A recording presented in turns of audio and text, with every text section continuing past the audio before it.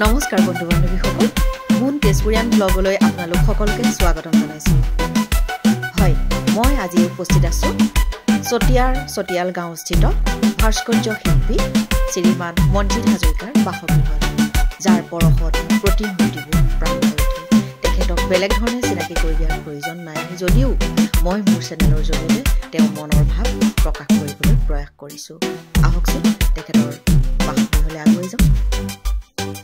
হয় বন্ধু বান্ধৱীসকল, মই আপোনালোকক কৈছোঁ আজি মই ভাস্কৰ্য শিল্পী শ্ৰীমান মনজিৎ হাজৰিকাৰ বাসগৃহত উপস্থিত হৈছোঁ। আৰু এয়া মোৰ সন্মুখত আছে আমাৰ মৰমৰ ভাইটি। সি বহুত সৰু হয়, বহুত সৰুতে সি বহুত কৰ্ম কৰি আমাৰ সমাজলৈ আদৰ্শ আগবঢ়াইছে, আৰু তেওঁৰ হাতৰ পৰশত একোজনা প্ৰতিমূৰ্তি প্ৰাণ পাই উঠে। সেয়েহে মই আপোনালোকৰ মাজত চিনাকি কৰি দিছোঁ, এয়া আমাৰ মৰমৰ ভাইটি মনজিৎ। নমস্কাৰ দেই সকলোকে। আৰু মনজিৎ, মই আপোনাৰ পৰা জানিম, আপুনি ইমান সৰুতে এয়া ইমানখিনি মই আহি দেখিলোঁ, ৰাইজক মই সকলোখিনি দেখাম, আপুনি কিহৰ কাৰণে এইটো পথ বাছি ল'লে? আপোনাৰ ধৰকচোন এতিয়া আপোনাৰ নিচিনা যুৱবোৰে গাড়ী চলাই বা বাইক চলাই ঘূৰি ফুৰিছে, হয়নে? কিন্তু আপুনি ঘৰত ইমান ধুনীয়া ধুনীয়া সুন্দৰ প্ৰতিভাৰে ৰাইজৰ আগত দিবলৈ প্ৰচেষ্টা কৰিছে, সেইটো ক'ৰ পৰা পালে, কিয় কৰিলে?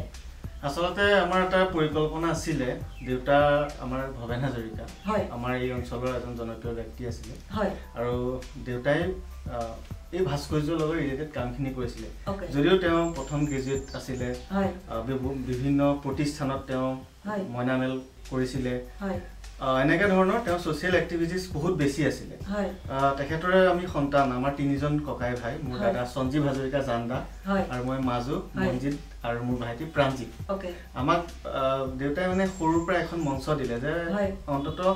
সাংঘাতিক কিবা এটা কৰিব নোৱাৰিলেও ৰাইজৰ কাৰণে, সমাজৰ কাৰণে যাতে তহঁতকেইটা মানে সোণগুটি হৈ জিলিকি থাকো, এই কথাবোৰ কৈ থাকে। আমি ভবা নাছিলোঁ যে মই ভাস্কৰ্য কামখিনি কৰিম, কিন্তু এনেকুৱা এটা পৰ্যায় আহিলে, দেউতাও বিয়োগ হ'ল, তেখেতে ইমানখিনি এটা পৰ্যায়লৈকে কামখিনি নিলে। তাৰপিছত মনতে এটা মানে পণ ল'লোঁ, বিশেষভাৱে মই উদ্যোগ ল'লোঁ, আমি এই কৰ্মখিনি কেনেকৈ ৰাইজৰ মাজলৈ লৈ যাম, অৰ্থাৎ অকল অসমীয়াৰ মাজতে যাতে আমাৰ এই শিল্পকলাটো নাথাকে, বিভিন্ন কমিউনিটিৰ মানুহৰ মাজলৈ, ভাৰতবৰ্ষৰ বাহিৰত যিমানবিলাক দেশ আছে, এই দেশসমূহৰ মাজত কেনেকৈ আমাৰ গুৰুজনাৰ কলা সংস্কৃতি ইমান অপূৰ্ব সম্ভাৰ আছে, সেইখিনি আমি কেনেকৈ লৈ যাব লাগে, সেইখিনিকে সাৰোগত কৰি আমি পুনৰবাৰ এই কৰ্মখিনিত মানে আমি নিয়োগ হ'লোঁ। হয়, মই আপোনাক এতিয়া সুধিম, আপোনালোকে এইখিনি বনাইছে আৰু কিমান সৰুৰ পৰা আপুনি বনাইছে, আৰু এই ভাস্কৰ্য শিল্পবোৰ আপুনি আমাৰ ভাৰতৰ বা ভাৰতৰ বাহিৰত ক'ত ক'ত বিলাইছে, অকণমান ক'ব নেকি? অসমৰ বহু ঠাইত কৰা হৈছে, বিশেষভাৱে ভাস্কৰ্য মানে আমি নামঘৰ কেন্দ্ৰিক কামখিনি কৰোঁ, গুৰু আসনে হওক, জয় বিজয় হওক, আৱক্ষ মূৰ্তি, তেনেকুৱা ধৰণৰ কাম কৰি আছিলোঁ। এতিয়া নতুনকৈ আকৌ আমি প্ৰতিষ্ঠান আৰম্ভ কৰিছোঁ, আমি যিটো স্কাল্পচাৰ, যিটো আমি আৱক্ষ মূৰ্তি অলপতে লাচিত বৰপথাৰত কৰিছোঁ, তেনেকৈ এতিয়া সেইখিনি পকাৰ কামো কৰা হৈছে। কিন্তু আমি বিশেষভাৱে গুৰু আসন কেন্দ্ৰিক কামখিনি আমাৰ অসমৰ বহু ঠাইতো গৈছেই, অসমৰ ভাৰতৰ বহু ৰাজ্যলৈ গৈছে। তাৰ উপৰিও মোৰ আমেৰিকাৰ ডালাক্সত গৈছিলে প্ৰথম, তাৰপিছতে হিউষ্টনত গ'ল আমেৰিকাৰ, আকৌ সেইদিনা প্ৰিয়দৰ্শিনী ইংলেণ্ড বাইদেৱে নিলে নৰ্থ কেৰলিনালৈ, তাত গুৰু আসন প্ৰতিষ্ঠা হৈছে। লণ্ডনত দুবাৰকৈ হৈছে, মাধুৰিমা চৌধুৰী বাইদেউ এক্ট্ৰেছ, মাধুৰিমা বাইদেউ লৈ গৈছে, লণ্ডনত দুবাৰকৈ হৈছে, জাৰ্মানীৰ ফ্ৰেংকফুৰ্টত হৈছে, অষ্ট্ৰেলিয়াৰ ছিডনীত আকৌ প্ৰতিষ্ঠা হ'ব গৈ আছে, গতিকে কলম্বো শ্ৰীলংকাত হৈছে। এনেকুৱা ধৰণৰ দেশলৈ আমি আমাৰ গুৰু আসন গৈছে, নিয়া হৈছে, তাত অসমীয়া কমিউনিটিৰ মানুহে, ৰাইজে মানে প্ৰতিষ্ঠা কৰিছে। আৰু পৰৱৰ্তী পৰ্যায়ত মোৰ এটাই লক্ষ্য, যাতে বিশ্বৰ যিমানবিলাক দেশ আছে প্ৰত্যেক দেশলৈ আমাৰ গুৰুজনাৰ এই শিল্প সংস্কৃতিখিনি প্ৰচাৰ আৰু প্ৰসাৰ। আপোনাক দেখি থাকোঁ ভাওনাৰ লগত আপুনি বহুত ওতঃপ্ৰোতভাৱে জড়িত হৈ থাকে। আপুনি ভাওনা কিমান ভাল পায়, আৰু ভাওনাৰ কাৰণে আপুনি কি কৰিব পাৰে, কেনেকুৱা কি কৰিছে, অলপ আমাক জনাওক। ভাওনা মানে কি হ'ল, আমি যিখন য'ত আমি বাসস্থান, আমাৰ সেইখন চতিয়াল গাঁও, আৰু চতিয়া বা জামুগুৰি বিশ্বনাথ এক সাংস্কৃতিক দিশত আগবঢ়া সকলোৱে জানে। আৰু ইয়াত বিশেষভাৱে ওচৰতে আমাৰ নিকটৱৰ্তী জামুগুৰিহাটৰ বাৰেচহৰীয়া ভাওনা, য'ত 21খন খোলাত একেলগে ভাওনা প্ৰদৰ্শন হয়। আৰু আমাৰ গাঁওসমূহত ব্ৰজাৱলী ভাষাত ভাওনা যথেষ্ট বেছি হয় ৰাস আৰু ভাওনা আমি সৰুৰ পৰা ভাওনা দেখি আহিছোঁ আৰু ভাওনাসমূহৰ লগত আমি এনেকৈ আকৃষ্ট হ'লোঁ মোৰ দেউতা এজন খুব ভাল ভাৱৰীয়া আছিল এজন সুদক্ষ পৰিচালক আছিলে খোল বজায় আৰু গাঁৱত ভাওনা পৰিচালনা কৰে তেনেধৰণে কৰোঁতে আমিও মোৰ ভাইটি প্ৰাণজিত মোৰ দাদা সঞ্জয় আমি ডাইৰেকশ্যন কৰোঁ এতিয়া বৰ্তমান সময়ত আমি ভাওনাৰ এটা মাধ্যম মানে লৈ পেলাই আমি এই এটা টিম হৈ বা বিভিন্ন ঠাইত আমি প্ৰশিক্ষণ দিছোঁ কৰি থাকোঁ আৰু এতিয়া বৰ্তমান 1 তাৰিখৰ পৰা 30 তাৰিখলৈকে শ্ৰীমন্ত শংকৰদেৱ কলাক্ষেত্ৰত আমি ভাওনা কৰিমগৈ অপ্ৰগ্ৰামিনী অনুষ্ঠানে তেওঁলোকে আয়োজন কৰিছে আগতো গুৱাহাটীত আমি বহুকেইখন মহিলা ভাওনা বা তেনেকৈ কৰিছোঁ অসমৰ ডিব্ৰুগড় বহু ঠাইত অসমত ভাওনা কৰিছোঁ ভাওনা কৰি ভাল লাগে গুৰুজনাৰ ইমান কলা সংস্কৃতিসমূহ আৰু গুৰুজনাৰ নাটসমূহ গুৰুজনাৰ ইমান অৱদান ভৰপূৰ সেইখিনি আমি কেনেধৰণে অকল নামঘৰৰ মাজতে সীমাবদ্ধ নাৰাখি আমি ভাওনাখন যে জগত সভালৈ কেনেকৈ নিব লাগে ভাওনাৰ মাধ্যমেৰে কেনেকৈ আমি সকলো ভাষা ভাষী লোক একত্ৰিত কৰি আমি কেনেকৈ ভাওনা কৰিম আপুনি জানি ভাল পাব আমাৰ ভাওনাৰ ক্ষেত্ৰত অকল অসমীয়া সমাজৰ মাজতে থকা নাই আমাৰ ভাওনা এতিয়া আদিবাসী সমাজো কৰে তেনেকৈ বহুত কমিউনিটিৰ মানুহে আমাৰ লগত সহযোগ কৰি ভাওনা কৰি গৈছে গতিকে ভাওনা কৰি এটা বেলেগ এটা ফিল পাওঁ ভাওনা বুলি কোৱাৰ লগে লগে আমি মানে বিলীন হৈ যাওঁ গুৰুজনাৰ সংস্কৃতি তেনেকৈ পৰৱৰ্তী পৰ্যায়ত আমি ভাওনা কৰি যাওঁ হয় আপুনি আজি কেইদিনমান আগত 24 নৱেম্বৰ যি আমাৰ মহানায়ক মহাবীৰ লাচিত বৰফুকনৰ দিৱসত আপুনি লাচিত বৰফুকনৰ প্ৰতিমূৰ্তি আপোনাৰ হাতৰ পৰশত প্ৰাণ পাই উঠাইছিলে সেই বিষয়ে আমাক অকণমান জনাওক আৰু আমাৰ মাননীয় CM ছাৰক যি স্মাৰক পত্ৰ আপুনি দিছিলে সেই বিষয়ে আমাক অকণমান জনাওক মহাবীৰ লাচিত আমাৰ শৌৰ্য বীৰ্যৰ প্ৰতীক আমাৰ অসমীয়া সত্তা যুঁজাৰু এইখনতে মানে আমাৰ নীৰজ আমাৰ স্থানীয় নদুৱাৰ সমষ্টিৰ বিধায়ক পদ্ম হাজৰিকাৰ সুপুত্ৰ নীৰজে এদিন মোক কৈছিলে যে মনজিত দা আমি এনেকুৱা এটা কাম কৰিব লাগে যিটো কাম অসমীয়া সমাজৰ হকে এটা কৰিব লাগে কিবা এটা থাকি যাওক এই অঞ্চলত তেতিয়া তেখেতৰ চিন্তাই যে লাচিত বৰফুকন কৰিলে কেনেকুৱা হ'ব মই তেতিয়া ক'লো খুব ভাল হ'ব আৰু আমি আলোচনা কৰিলোঁ কেনেকৈ লাচিত বৰফুকন বনাম তেখেতক বনাম আৰু আমি তেনেকৈ বিজ্ঞসকলৰ লগত আলোচনা কৰি আমি লাচিত বৰফুকনৰ এটা পূৰ্ণাংগ আৱক্ষ মূৰ্তি বনালোঁ বনাই মোৰ দাদা সঞ্জীৱ হাজৰিকা মই আমাৰ গোটেই পৰিয়ালটো মিলি কৰিলোঁ আৰু কৰাৰ পিছত 21 তাৰিখে আমাৰ গৃহৰ পৰা এক মানে সাংস্কৃতিক শোভাযাত্ৰা হৈছে বীৰ লাচিত বৰফুকনক লৈ তাতে জামুগুৰিহাটৰ কন্যাকাৰ মাৰ্কেটিং ছ'চাইটিৰ সন্মুখত দেখিব আহিলে সেইভাগ প্ৰতিষ্ঠা হৈছে তাৰপিছত পৰ্যায়ক্ৰমে খুব ভাল লাগিলে সেইটো কাম কৰিও অলপতে আমাৰ শ্বহীদ দিৱস হৈ গৈছে শ্বহীদ দিৱসত আমি তাত প্ৰথমজন শ্বহীদ আছিলে খৰ্গেশ্বৰ তালুকদাৰ মোক বিধায়ক পদ্ম হাজৰিকাদেৱে কৈছিলে যে তুমি এনেকুৱা এটা কাম কৰিব লাগে যাতে খুব ডাঙৰ এটা অনুষ্ঠান হৈছে অসম ৰৈ বৈ যোৱা এটা অনুষ্ঠান শ্বহীদ দিৱস ইয়াতে পতা হৈছিলে খৰ্গেশ্বৰ তালুকদাৰক বনালোঁ টেম্পৰাৰী পাৰ্মানেণ্টলি নহয় তাতে CM ছাৰ আহিছিলে CM ছাৰক ক'লে যে নদুৱাৰখন ৰিপ্ৰেজেণ্ট কৰিব পৰাকৈ তুমি কিবা এটা বনোৱা তেতিয়া আমি চিন্তা কৰিলোঁ কি বনাম যেনেকৈ শ্বহীদ দিৱস শ্বহীদৰ লগত ৰিলেটিভ অকণমান নতুনত্ব কিবা এটা কৰিলোঁ আৰু সেইটো CM ছাৰক আমি নিজ হাতে বিধায়ক মহোদয়ৰ ওচৰত আমি তুলি দিলোঁ তেখেতেও যথেষ্ট সুখী আৰু ভাল পাইছে আৰু এনেধৰণে আমাৰ শিল্প সংস্কৃতি অবিৰাম গতিত আমি চলাই নাম খালি ৰাইজৰ আৰু আপোনাৰ সবে এনেধৰণে আমাৰ গৃহত আহিছে সহায় সহযোগ প্ৰেৰণা উৎসাহ আপোনালোকৰ অবিহনে আমি কৰ্ম কৰিব নিশ্চয় নোৱাৰিম মই এইফালেদি অহা যোৱা কৰোঁতে দেখা পাওঁ যিহেতু মোৰ ঘৰ আপোনাৰ ঘৰৰ লগতেই প্ৰায়ে আপোনালোকৰ চোতালত বহুত ৰাইজৰ সমাগম ঘটে এই চোতালখন এখন পবিত্ৰ মন্দিৰৰ দৰে হৈ আছে সেই বিষয়ে আমাক অকণমান ক'ব নেকি আচলতে ৰাইজ হৈছে ভগৱান আমাৰ কাৰণে আৰু ৰাইজৰ পদধূলা এই আমাৰ ঘৰৰ আগফালে চোতালখন বিশেষভাৱে দেখিছে এই চোতালখনত কিমান হাজাৰ ৰাইজৰ পদধূলা কৰিছে সেইটো কাৰণে আৰু এই পদধূলাই হৈছে আমাৰ আশীৰ্বাদ আৰু তেওঁলোকে এই গৃহলৈ আহি পেলাই আমি কেনেধৰণে ৰাইজখনক কিমান শুশ্ৰূষা কৰিব পাৰিছোঁ সেইটো আমি বেছি গুৰুত্ব দিওঁ আৰু অসমবাসীৰ ৰাইজে নিশ্চয় কমেণ্ট যোগে জনাব আমাৰ গৃহলৈ কোন কোন আহিছে আপোনাৰ নিশ্চয় চেনেলৰ জৰিয়তে সকলোৱে চাব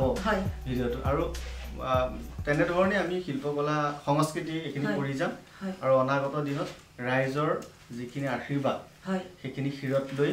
আমাৰ নতুন নতুন পদক্ষেপ আৰু কিছু আছে সেইখিনি আমি আগবঢ়াই লৈ যাম আপোনাৰ বাসগৃহত এয়া দেখিবলৈ পাইছোঁ আপুনি কামত লগাই আছে নিজে কাম কৰি আছে অলপ আমাক দেখাওক আপুনি কি কি কৰি আছে একচুৱেলি এইখন আমাৰ গুৰু আসন হয় এইখন গুৰু আসন যাব হেৰিয়ালে ধেমাজি জিলালৈ আৰু বনাই আছোঁ আৰু মোৰ ইয়াৰ সহযোগী মনোজ হয় মনোজ আগলৈ আহাচোন মনোজ ইও মোৰ মানে আমাৰ গোটেই কৰ্মখিনি অকল আমাৰ বুলি কওঁ যে ইহঁতো জড়িত হৈ আছে কাম কৰি আছে আৰু বৰ্তমান সময়ত যথেষ্টখিনি সিহঁতৰ সহায় সহযোগিতা ধেমাজি হওক বা গহপুৰ এনেকৈ কৰি দিছে এইখিনি আমাৰ পাবলগীয়া হয় ক'ব লাগে হয় কওকচোন আমাক ৰাইজক জনাওক আপুনি কি কি কৰি আছে মই গুৰু আসনৰ পৰা আদি কৰি বিভিন্ন মানে আপোনাৰ আৱক্ষমূৰ্তি হয় তেওঁলোকৰ লগতে জড়িত হয় আৰু তেওঁলোকে শিকাই বুজাই লৈছে হয় বৰ্তমান বহুত বছৰ কৰি থকা আৰু বিশেষকৈ ভাল লাগে আমাৰ অসমতকৈ বাহিৰৰ পৰা মানে বাহিৰৰ জগতৰ মানুহ আহি পেলাই বাহিৰৰ ৰাষ্ট্ৰৰ মানুহ আহিও সিহঁতৰ ধৰক পদধূলা পাওঁ আমি বহুত ভাল লাগে আৰু তেওঁলোকৰ লগতো মানে বিভিন্ন মানুহৰ লগত লগ পাওঁ এই কামৰ জৰিয়তে বহুত ভাল লাগে আৰু এয়ে কৰি আছোঁ কাম হয় কৰি থাকক ধন্যবাদ আমাক আৰু দেখাওক আপোনাৰ মূৰ্তি আমি বহুত দেখিছোঁ মই বিশেষভাৱে এতিয়া দেখুৱাম মই দেউতাৰ আৱক্ষ মূৰ্তি এভাগ বনাই আছোঁ এভাগ আমাৰ 1 মাৰ্চত প্ৰতিষ্ঠা আবাহক মইহে দেখাই আছোঁ ইয়াত দেখিছে এয়া প্ৰতিমূৰ্তি হৈছে মোৰ দেউতাৰ 1 মাৰ্চত আমি প্ৰতিষ্ঠা কৰিবলৈ গৈ আছোঁ দেউতাৰ স্মৃতি দিৱসত সম্পূৰ্ণ কংক্ৰিটৰে কৰিছোঁ মানে সম্পূৰ্ণ পকাৰে চিমেণ্টেদি কৰিছোঁ ঘৰৰ আগফালে আমি প্ৰতিষ্ঠা কৰিম আৰু এয়া দেখিছোঁ যে এয়া হৈছে জয় বিজয় এয়াও আমাৰ নামঘৰৰ সন্মুখত প্ৰতিষ্ঠা হ'ব বৰ্তমান সময়ত এয়াও কাম চলি আছে আৰু ইফালে দেখিছে এয়া সংগ্ৰহালয় হিচাপে আমি এটা মনত পৰিকল্পনা কৰিছোঁ তাতো আমাৰ ভাওনাৰ ড্ৰেছো থাকিব লগতে আমাৰ শিল্প সংস্কৃতি যিমানবিলাক মোৰ জীৱনৰ ৰাইজে দিয়া মৰম সকলোখিনি আমি তাতে ৰাখিম এনেকেই আমি কৰ্ম কৰি গৈছোঁ আৰু কি কি আছে আমাক দেখাওক নিশ্চয় হয় বন্ধু বান্ধৱীসকল একোজন সুদক্ষ সন্তান জন্ম দিয়া এগৰাকী মাতৃক আমি আপোনালোকৰ লগত পৰিচয় কৰি দিব ওলাইছোঁ হয় এয়া শ্ৰীমান মনজিৎ হাজৰিকাৰ মাতৃ হয় বৰ্মা আপুনি কওকচোন আপোনাৰ সন্তানক লৈ আপুনি কিমান সুখী মই বহুতেই সুখী কাৰণ তেওঁলোকৰ যি কৰ্ম সেই কৰ্মত ময়ো সুখী মোৰ ৰাইজ সুখী গাঁওবাসী সুখী সকলোবিলাক সুখী সকলোৱে ভাল পাইছে কৰ্ম কৰি হয় এখন ঘৰ চলাইছে হয় মোকো চাইছে মোকো চলাইছে হয় তেওঁলোকৰ জীৱনৰ কাৰণে মোৰ আশীৰ্বাদ সদায় আছে হয় দেউতাকৰ সেই আশীৰ্বাদী লৈ গৈছে হয় যে ল'ৰাকেইটা ভাল হ'ব ভালকৈ থাকিব সেয়াই আৰু কি ক'ম মই হয় হয় হয় হয় বন্ধু বান্ধৱীসকল মনজিৎ হাজৰিকাক প্ৰতিটো মুহূৰ্তত সহায় কৰি যোৱা এই ব্যক্তিজন হ'ল শ্ৰীমান সঞ্জীৱ হাজৰিকা হয় এতিয়া তেখেতে আমাক তেখেতসকলৰ ড্ৰেছৰ ভাণ্ডাৰ দেখুৱাব আহকচোন চাওঁ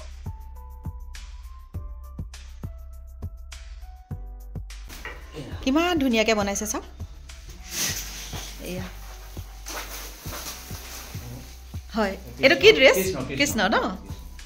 হয় হয় হয় হয় হয় ৰাইজে ভাল পাইছে হয় নতুনত্ব এটা দিবলৈ চেষ্টা কৰিছোঁ আৰু হয় ভাল কৰিছে হয় বাকী হয় চাওকচোন কিমান ধুনীয়া হয় হয় হয়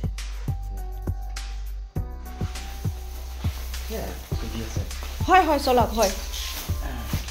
এয়া দেখিছেনে এয়া অসুৰ নেকি হয় হয় এয়া চাওকচোন অসুৰৰ মুখা এয়া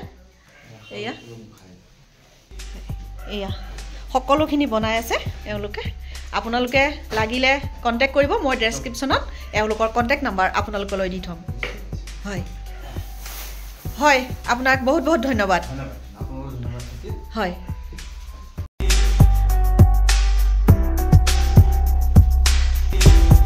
এয়া দেখিছেনে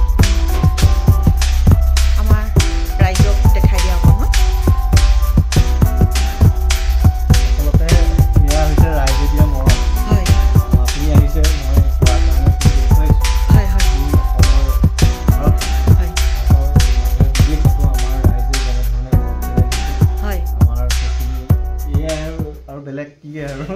হয় হয় হয় হয় হয় এয়া বিভিন্ন ছপা মাধ্যম হওক ইলেক্ট্ৰনিক মাধ্যম হওক হয় আমাৰ বিশেষভাৱে পডকাষ্ট চেনেলসমূহ হওক হয় হয় সকলোৱে আমাৰ এই গৃহলৈ আহি আমাক এনেধৰণে মৰম আশীৰ্বাদ দিছে আপোনালোকে নিশ্চয়